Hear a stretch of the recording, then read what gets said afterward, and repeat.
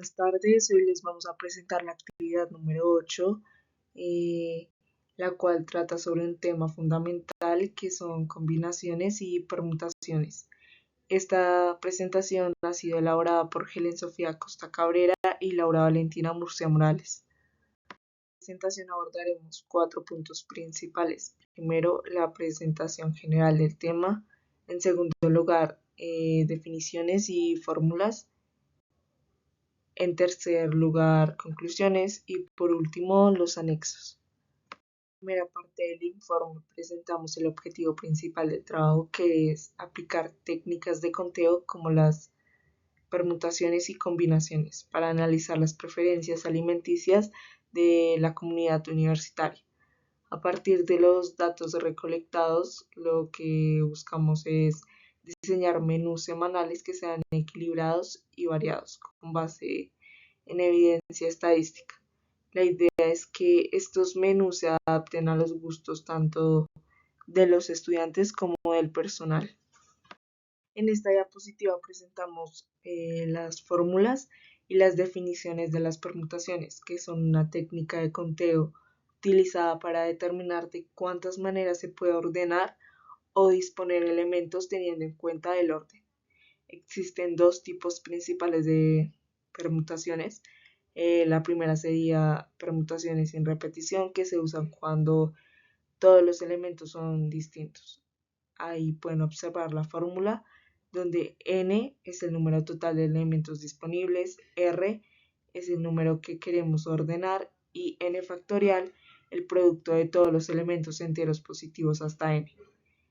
El segundo sería permutaciones con repetición, que aplicamos cuando algunos elementos se repiten. Ahí pueden observar la fórmula. En este caso, N1, N2, Nk representan la cantidad de los elementos que se repiten. Estas dos fórmulas nos permiten calcular de distintas formas los alimentos en los menús, dependiendo si hay repetición o no. Pasamos a las combinaciones, que se diferencian de las permutaciones porque en este caso no importa el orden en que se seleccionan los elementos. Por eso usamos combinaciones cuando queremos saber cuántos menús distintos se pueden formar a partir de un grupo de elementos sin importar el orden en que se sirven. Existen dos tipos de combinaciones: combinaciones sin repetición, que estas se utilizan cuando los elementos seleccionados no se repiten. Ahí pueden observar la fórmula. Aquí n factorial representa todas las formas posibles de organizar los elementos, pero al dividir entre r factorial y n menos r factorial, eliminamos las repeticiones internas y restamos los elementos que no fueron seleccionados. La segunda sería combinaciones con repetición. Estas se aplican cuando sí se permite repetir elementos, pero el orden sigue sin importar. Por ejemplo, una persona podría comer fruta tanto en el desayuno como en la cena. Ahí pueden observar la fórmula de este ejemplo. Aquí se suma n más r menos 1 porque estamos considerando las repeticiones. Luego se aplica la misma lógica de dividir entre r factorial y n menos 1 factorial para eliminar los duplicados. Estas combinaciones nos permiten analizar todas las posibles opciones de menú que podrían crearse a partir de los elementos disponibles, según la preferencia de cada persona. A continuación presentamos los resultados obtenidos a partir de una simulación realizada en el software de SPSS. Para esta actividad trabajamos con una base de datos de 30 registrados recolectados dentro de una comunidad universitaria. El objetivo fue aplicar técnicas de conteo para identificar patrones de preferencia alimentaria. Primero analizamos los datos y procedimos a definir el número de alimentos diferentes que los participantes mencionaron como preferidos. Como resultado identificamos 5 tipos principales de alimentos preferidos, que fueron frutas, vegetales, carnes, cereales y lácteos. Además, detectamos los 4 métodos de preparación más comunes entre los encuestados, que fueron fresco, cocido, asado y hervido. Esta clasificación nos permitió identificar la base para aplicar las fórmulas de combinaciones vistas anteriormente, con el fin de estimar cuántas posibles combinaciones alimenticias podrían formarse según las preferencias de la muestra. En SPSS usamos la función factorial y operaciones aritméticas para calcular permutaciones y combinaciones. Por ejemplo, ingresamos las variables de alimentos preferidos como categoría y usamos funciones estadísticas para automatizar los cálculos, como PNR es igual a n factorial sobre n menos r factorial. Esto facilitó el trabajo y evitó errores de cálculo manual.